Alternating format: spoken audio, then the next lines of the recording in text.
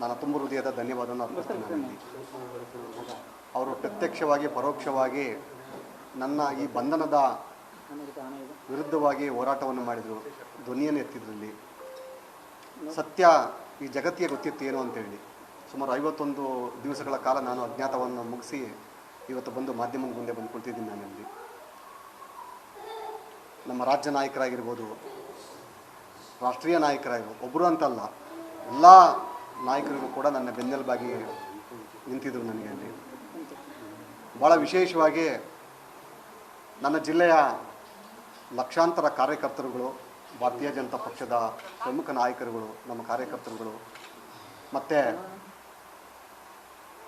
ಸಾವಿರಾರು ಸಂಖ್ಯೆಯ ವಕೀಲರ ಪ್ರಾರ್ಥನೆ ಆ ಭಗವಂತನಿಗೆ ಮುಟ್ಟಿ ಇವತ್ತು ನನಗೆ ಬಿಡುಗಡೆ ಭಾಗ್ಯವನ್ನು ಕೊಟ್ಟಿದ್ದಾರೆ ಇಲ್ಲಿ.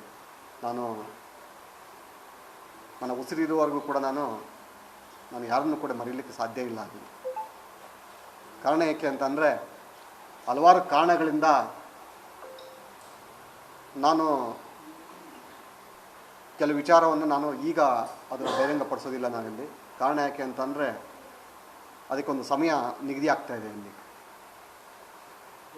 ನಾನು ಅರೆಸ್ಟ್ ಆಗ್ತೀನಿ ಅಂತ ನನಗೆ ಮೊದಲೇ ಗೊತ್ತಿತ್ತು ನನಗೆ.